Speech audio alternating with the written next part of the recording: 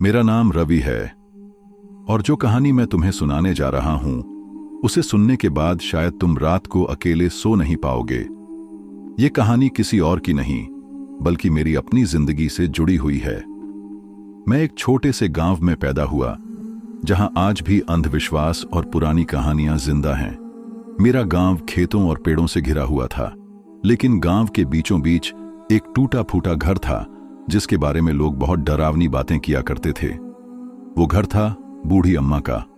अम्मा का असली नाम शायद गंगा देवी था, लेकिन मैंने कभी किसी को उसे उस नाम से पुकारते नहीं सुना। सब उसे बस अम्मा कहते थे। लोग कहते थे कि अम्मा के पास तांत्रिक विद्या थी। अगर किसी के घर में मुसीबत आती तो लोग उसके पास जाते, लेकिन अजीब बात यह थी कि जिसको भी अम्मा की मदद मिलती उसकी जिंदगी और उलझ जाती। मुझे याद है जब मैं छोटा था तो अक्सर गांव की औरतें बच्चों को डराने के लिए कहती, सो जा नहीं तो अम्मा आ जाएगी, और हम बच्चे तुरंत डर कर आंखें बंद कर लेते। अम्मा हमेशा लाल रंग का घूंघट डालती। उसकी झुकी हुई पीठ, सूखी हुई झुर्रियों भरा चेहरा और उसकी आंखें, उन आंखों में कुछ ऐसा था जिसे देखकर लगता था जैसे वो इंसान के भीतर झांक लेती हो। मैंने अम्मा को बस कुछ बार ही देखा था, लेकिन उसकी शक्ल मेरे दिल दिमाग पर छप गई थी। गांव में धीरे धीरे एक बात फैलने लगी थी। अम्मा लोगों को मदद के नाम पर फंसाती थी। किसी को बीमारी लग जाती, किसी के घर में लड़ाई झगड़ा शुरू हो जाता और फिर अम्मा कहती, मुझे बुलाओ, मैं सब ठीक कर दूंगी। लेकिन उसका इलाज हमेशा किसी सौदे के बदले होता, खेत का हिस्सा, पैसे या फिर जानवर। मेरे पिताजी ने मुझे बताया था कि एक किसान का बेटा बहुत बीमार था, कोई दवा असर नहीं कर रही थी। वो किसान अम्मा के पास गया। अम्मा ने कहा, ये बच्चा मेरे पास है, अगर इसे बचाना है तो अपने खेत का आधा हिस्सा मुझे दे दो। मजबूरी में किसान मान गया। अगले ही दिन बच्चा ठीक हो गया, लेकिन उस किसान की जिंदगी बर्बाद हो गई क्योंकि उसके पास गुजारे के लिए कुछ नहीं बचा। धीरे धीरे गांव में लोग अम्मा से डरने लगे। कोई खुलकर उसके खिलाफ कुछ नहीं कहता था। फिर एक दिन खबर आई कि अम्मा मर गई। उसकी मौत कैसे हुई ये किसी को ठीक से नहीं पता। कुछ लोग कहते हैं कि वो बहुत बूढ़ी हो चुकी थी, बस बिस्तर पर ही मर गई। लेकिन मेरे चाचा ने मुझे बताया था कि उसके मरते वक्त उसका चेहरा डरावना हो गया था। उसने पूरे गांव को गालियां दी और कहा, तुम सबने मुझे अकेला छोड़ा, मेरी रूह तुम्हें कभी चैन से जीने नहीं देगी। मैं वहीं रहूंगी जहां तुम होगे। उस दिन सबने सोचा कि अब डर खत्म हो जाएगा, लेकिन असली खौफ तो उसकी मौत के बाद शुरू हुआ। उसकी चिता गांव के बाहर जलाई गई थी। औरतें कहती हैं कि जलते वक्त उसकी देह पूरी तरह राख नहीं हुई। उसकी आंखें जलने के बाद भी खुली की खुली रहीं। उसके मरने के बाद की पहली रात मुझे कभी नहीं भूलती। मैं अपने कमरे में अकेला था। अचानक मेरी नींद टूटी क्योंकि मुझे लगा कोई मुझे घूर रहा है। मैंने खिड़की की तरफ देखा और वहां लाल घूंघट डाले एक औरत खड़ी थी। उसका चेहरा अंधेरे में साफ नहीं दिख रहा था, लेकिन उसकी आंखें जल रही थीं। मैं चिल्लाना चाहता था, पर मेरी आवाज जैसे गले में अटक गई। मैं हिल भी नहीं पा रहा था। कुछ देर बाद वो परछाई गायब हो गई। सुबह मैंने ये बात मां को बताई तो उन्होंने मुझे डांटते हुए कहा, ऐसी बातें मत किया कर, वरना अम्मा सच में आ जाएंगी। मुझे समझ नहीं आया कि मां मुझे झूठ बोल रही हैं या डर के मारे ऐसा कह रही हैं। लेकिन ये सब यहीं खत्म नहीं हुआ। कुछ ही दिनों बाद गांव में और लोगों ने भी अजीब अजीब बातें बतानी शुरू की। कोई कहता कि रात को कुएं के पास लाल घूंघट वाली औरत दिखती है। कोई कहता कि खेतों में देर रात हंसी सुनाई देती है। मुझे सबसे ज्यादा डर उस दिन लगा जब मेरी छोटी बहन सीमा अचानक रात को चीखते हुए उठ बैठी। वो कांप रही थी और बार बार कह रही थी, दीदी आई थी, दीदी आई थी। हम सब ने पूछा, कौन दीदी? तो उसने कहा, लाल घूंघट वाली दीदी। उसने कहा, चल मेरे साथ चल। उस रात मेरी मां पूरी रात जागती रही और बहन को सीने से लगाए बैठी रही। धीरे धीरे पूरे गांव में अजीब घटनाएं बढ़ने लगीं, लेकिन मेरे साथ जो हुआ उसने मेरी जिंदगी बदल दी। एक रात मैं खेत से लौट रहा था। देर हो गई थी क्योंकि बैलगाड़ी का पहिया टूट गया था। गांव के बाहर बरगद का पेड़ था जहां अम्मा का टूटा फूटा घर पड़ा था। जब मैं उसके पास से गुजर रहा था तो अचानक लगा जैसे कोई मेरा नाम पुकार रहा हो। रवि, मैंने पीछे मुड़कर देखा, लेकिन वहां कोई नहीं था। मैंने कदम तेज कर दिए। तभी मेरे सामने से ठंडी हवा का झोंका गुजरा और मुझे साफ साफ महसूस हुआ कि किसी ने मेरा हाथ पकड़ लिया है। मैं डर के मारे पसीने पसीने हो गया। मैंने जोर से हाथ झटका, लेकिन वहां कोई नहीं था। मैं भागते हुए घर पहुंचा। मां ने देखा तो मैं बुरी तरह कांप रहा था। उन्होंने कहा, तू उस रास्ते पर अकेला मत जाया कर। लेकिन मैं जानता था कि जो मेरे साथ हुआ वो इंसानी नहीं था, वो अम्मा का साया था, और असली डर तो अभी बाकी था। उस रात के बाद मेरी जिंदगी वैसी नहीं रही। जो लोग कहते हैं कि भूत प्रेत कुछ नहीं होते, मैं उन्हें हमेशा यही जवाब देता हूं, जब तक खुद के साथ ना हो तब तक यकीन नहीं आता। मेरे साथ ये सब हुआ था, और मैं आज भी जब उस दौर को याद करता हूं तो रूह कांप उठती है। अम्मा के मरने के बाद गांव में रोज रोज कुछ अजीब घटने लगा था। लोग कहते कि रात को किसी के रोने की आवाज आती है, कभी किसी को कदमों की आहट सुनाई देती।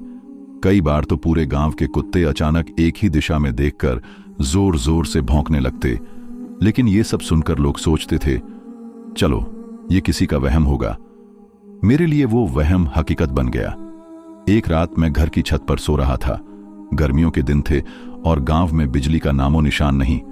आसमान में चांद था और हल्की सी हवा चल रही थी। सब कुछ सामान्य लग रहा था, लेकिन अचानक मेरी आंख खुली और मैंने देखा छत के कोने पर कोई बैठा है। लाल रंग का घूंघट, औरत का साया, वही चेहरा, वही आंखें। वो मुझे घूर रही थी। मेरी सांसें तेज हो गईं। मैं उठकर भागना चाहता था, लेकिन मेरा शरीर जम चुका था। उस औरत ने धीरे धीरे अपना चेहरा ऊपर उठाया और कहा, रवि, तुझे तो मैंने बचपन से देखा है, अब तू मुझे छोड़कर नहीं जा सकता। मैं बुरी तरह कांप रहा था। फिर अचानक वो साया हवा में उड़कर गायब हो गया। सुबह मैंने ये बात मां को बताई तो उन्होंने कहा, बस अब तुझे पंडित जी के पास ले जाना ही पड़ेगा। गांव के पंडित जी बहुत बुजुर्ग थे। उन्होंने मेरी हथेली देखी और कुछ देर मंत्र पढ़े, फिर बोले, ये बच्चा अम्मा के साए में है, इसे अकेले मत छोड़ना, और सबसे जरूरी, इसे उस रास्ते से मत जाने देना जहां अम्मा का घर है। मैंने कुछ दिनों तक पंडित जी की बात मानी, लेकिन किस्मत को शायद कुछ और ही मंजूर था। एक दिन मुझे खेत से लौटते वक्त देर हो गई। मेरे साथ मेरा दोस्त अर्जुन था। हम दोनों साइकिल से आ रहे थे और वही बरगद का रास्ता पकड़ना पड़ा। अचानक अर्जुन की साइकिल रुक गई। उसने कहा, पिछला पहिया फंस गया है। मैं नीचे उतरा तो देखा कि सड़क पर कोई मोटी रस्सी जैसी चीज पड़ी है, जिसमें पहिया उलझ गया है। लेकिन जब मैंने ध्यान से देखा तो दिमाग सुन्न हो गया। वो रस्सी नहीं थी, वो किसी औरत के बाल थे, लंबे उलझे हुए काले बाल। अर्जुन ने भी देखा और दोनों के होश उड़ गए। हमने जल्दी से पहिया छुड़ाया और साइकिल पर चढ़े, लेकिन तभी हमारे सामने रास्ते में लाल घूंघट वाली औरत खड़ी हो गई। उसका चेहरा जल चुका था, आंखें लाल अंगारों जैसी थीं। उसने हाथ उठाकर कहा, तुम बच नहीं सकते। अर्जुन चीख पड़ा। हमने साइकिल छोड़ दी और भागते हुए किसी तरह गांव पहुंचे। उस दिन के बाद अर्जुन कभी उस रास्ते से नहीं गुजरा और मेरे लिए तो हालात और भी बुरे हो गए। रात को मैं अक्सर चीखते हुए उठ जाता। सपनों में वही औरत आती, कभी हंसती, कभी रोती। कई बार मैं नींद में अपने आप घर से बाहर निकलने लगता। मां ने कई बार मुझे आधी रात को आंगन में खड़ा पाया। वो कहती, बेटा, अगर हमने जल्दी कुछ नहीं किया तो ये औरत तुझे ले जाएगी। गांव वालों ने तय किया कि अम्मा के घर को जला देना चाहिए ताकि उसका साया खत्म हो जाए। एक रात सब लोग मशाल लेकर पहुंचे। घर पहले ही टूटा फूटा था।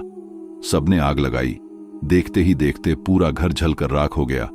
सबको लगा अब शायद चैन मिलेगा, लेकिन वो आग बुझते ही एक और खौफनाक घटना हुई।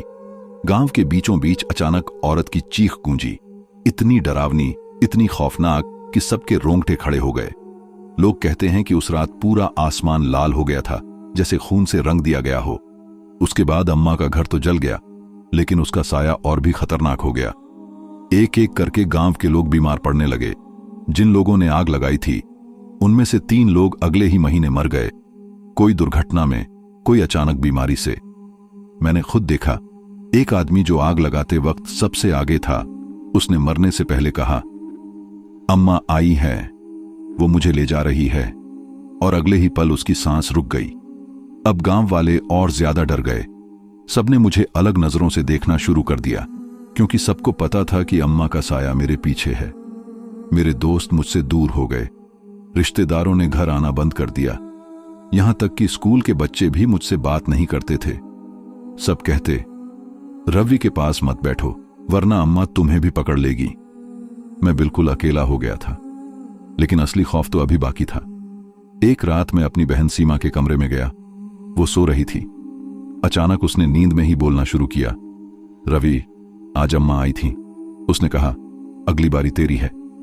उसकी आवाज सुनकर मेरा खून जम गया। मैं पूरी रात जागा रहा, हर आवाज पर कांपता रहा। और तभी आधी रात को खिड़की पर वही लाल घूंघट वाली औरत दिखाई दी। इस बार वो पहले से ज्यादा पास थी।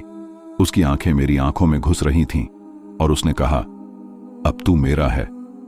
मुझे लगा जैसे मेरी सांस रुक जाएगी, लेकिन उसी वक्त मां कमरे में आई और जोर से भगवान का नाम लेने लगी। अचानक वो साया पीछे हट गया और गायब हो गया। आज इतने साल हो गए हैं, मैं उस गांव से दूर शहर में रहता हूं, लेकिन यकीन मानो, जब भी रात को हवा चलती है और खिड़की पर पर्दे हिलते हैं, मुझे लगता है जैसे कोई फिर से मेरा नाम पुकार रहा हो। रवि, शायद मैं उससे कभी नहीं बच पाऊंगा।